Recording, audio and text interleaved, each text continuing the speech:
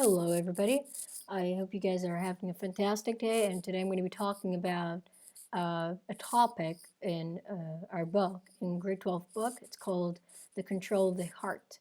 Now, the control of the heart, this is a topic that I find particularly very important. This was the topic that I was like constantly not worried about, but constantly I took deep looks into it. I tried to see what they were trying to what they could possibly fool me with and underline lines, and I took the most notes here because it's one of those pages where it's really full of knowledge and full of things hidden.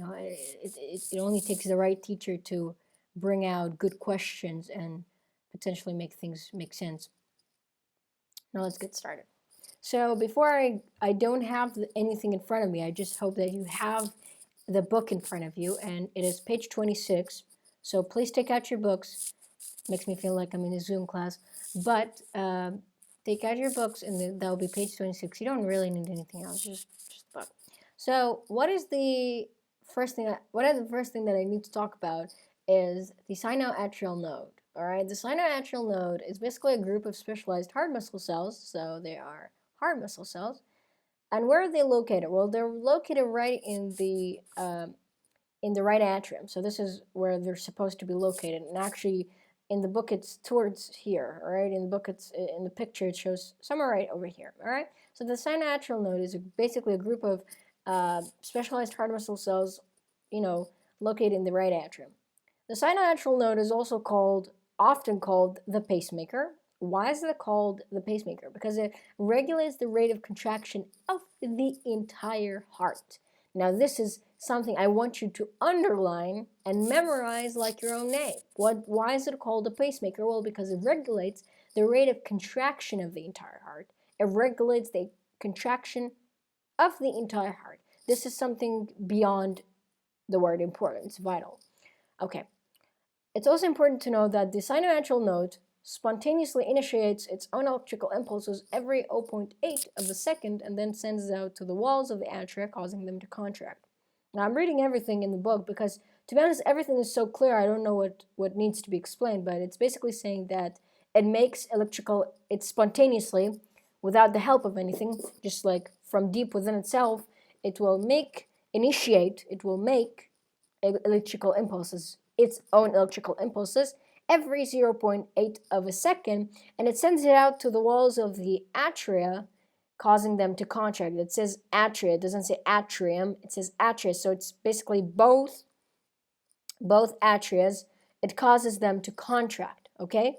Now, what happens is the AV valves, the arterioventricular valves, that be the tricuspid, that be the bicuspid, or the mitral valve, they open, okay? And once they open, the blood flows from the atria into the ventricles. So that be right ventricle, that be left ventricle, it flows into the ventricle.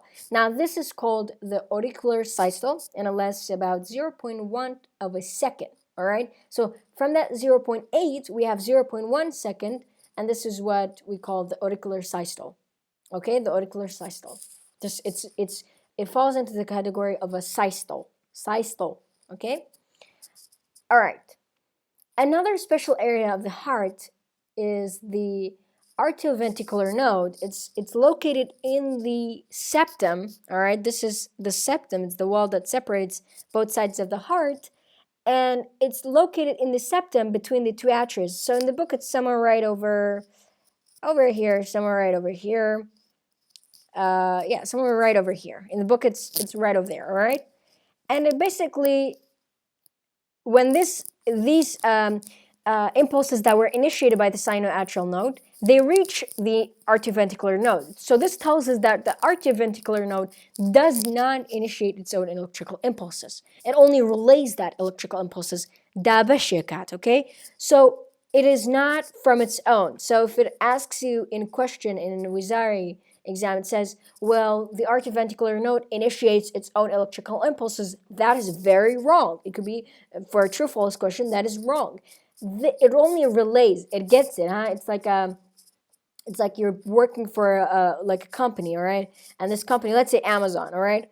And this Amazon, they basically have this package. They need to deliver it to Mr. A. All right. How do you deliver it to Mr. A who lives 2 states away? Well, through the delivery, and that delivery basically is the RTO, is doing the job of an arterioventricular node. Instead of Amazon themselves delivering it, they just deliver it through Amazon, whatever delivery is that, what they call it? Anyways, through the delivery. And the arterioventricular node, basically delivers the impulses initiated by the sinoatrial node to other spaces, other places in the heart. And now we're going to talk about those places. What are they? The arterioventricular node relays, that's the word, relays the electrical impulses to the muscle cells that make up the ventricles. So, right over here was the arterioventricular node. It basically initiates, not initiates, I got that wrong. The sinoatrial node initiates its own electrical impulses. Then through the same impulses that were initiated in the sinoatrial node, then they reach another special area of the heart called the arterioventricular node, and the arterioventricular node relays that electrical impulse to the muscle cells that make up the ventricles, right over here, okay? These part, okay. And what does this do? Well, it causes the ventricles to contract. So if the ventricles contract, we initially talked about it before. We said that blood pressure causes the AV valves to close, so that blood will not flow backward into the atria. All right. So what happens is that once the ventricles they get the impulse to contract and they're about to contract, immediately what happens is the AV valves close. Well, how opens? Well, I can't be closing this one and can't be closing this one. And when the ventricles contract, what are they going to do? Like, I mean, the blood is going to be like, and just going up, down, up, down, up, down. No. Obviously, these semilunar valves, they have to open. The aortic valve as well as the pulmonary valve. They have to open. So the AV valves close, the SL valves, pulmonary valve, and the aortic valves, what happens to them? They open. Yes, they open. So these two, this one, the mitral valve and the tricuspid valve, they close. These open. All right. Now, it says the tricuspid and bicuspid valves, yeah, they close. The semilunar valves open. Blood is pumped to the aorta and the pulmonary artery. That is not new. This phase is what we call the ventricular systole, and it lasts about 0.3 of a second. From 0.8 second of a second, not second, of a second, 0.1 of a second is what we call the auricular systole. 0.3 of a second is what we call the ventricular systole. And now we're going to talk about the diastole. And diastole, let's see what that is talking about. Then, after blood is pumped into the either to the rest of the body or to the lungs, the atria and the ventricles then relax. They both relax, all right?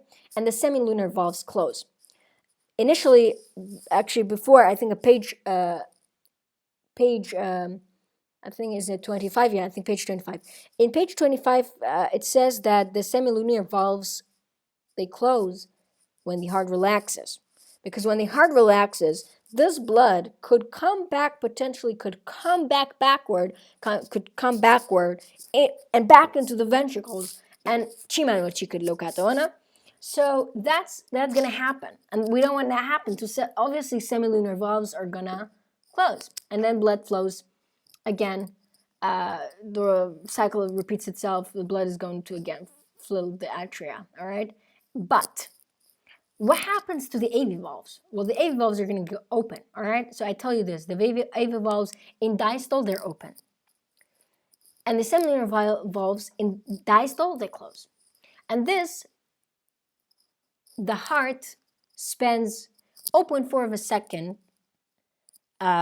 resting. So as much as the heart is at work, it also needs to rest. That tells us that rest is, when you're a hard worker, rest is a big deal. For something like the heart, they work so hard, they need rest. So obviously, if you are also working hard, get yourself some rest. It's all right. You can have rest sometimes, but not always. Anyways, so this is what I wanted to say, is that for as much as it spends work, it also spends that amount, resting. So 0.4 of a second it is working, and 0.4 of a second it's resting. Obviously, the auricular systole and the ventricular systole, the heart is working, but at the diastole, the heart is not working. Not. I don't mean not working. That's a wrong usage of word. The heart relaxes. That's better. Okay, and this is what we say. Well, we completed one heartbeat, one full heartbeat. Okay. Now, what's important is something. This is actually the purpose of why I made this video. Everything there, you could have read it on your own. I just clarified some stuff, if I clarified anything. All right.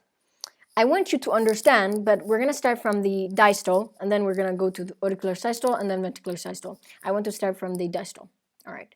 In the diastole, I said that the heart relaxes. All right. The heart is at rest. Okay.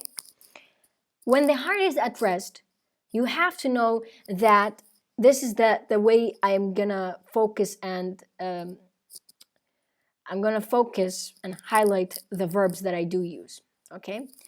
In the diastole phase, okay, the AV valve opens with an S, present simple, opens.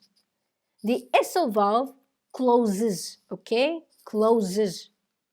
SL valve closes, AV valve opens. Okay. Now what comes after diastole? Comes auricular systole. The AV valve is already open. Is already open. I'm not saying opens, it's open. Opened. Opened. Now that's, I should have said opened. Opened. It has been opened. It's not something that happens in the auricular systole. It happened in the diastole. It opened in the diastole. Okay? And now, in the auricular systole, it remains open. Okay? And the SL valve remains closed. Okay? Okay. So we can say in the diastole, in the diastole and the auricular systole, the valves situations are the same. The AV valves are open, the SL valves are closed. What's different is the ventricular systole. In the ventricular systole, because of what we mentioned, the AV valves close or closes, and the SL valves, they open or opens. Okay?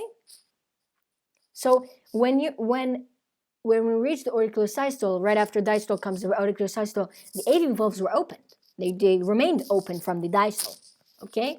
And the SL valves, they remained closed from the diastole. They were closed in diastole, they remain closed. But when it comes to ventricular systole, they open. Now situations change, valve situations change, their circumstances change. Now the SL valves are open, the AV valves are closed. Okay. Okay. So now we're going to talk about the blood direction. In the auricular systole, the blood flows from the superior vena cava, from the inferior vena cava, right into the right atrium. Okay? Yes. And from the lungs, they enter the left atrium. Through the pulmonary veins, they enter the left atrium. So, yes, during the during the auricular systole, blood enters the atria. So whether that be to the, not whether that be both, it is at the same time, they enter the right atrium as well as the left atrium.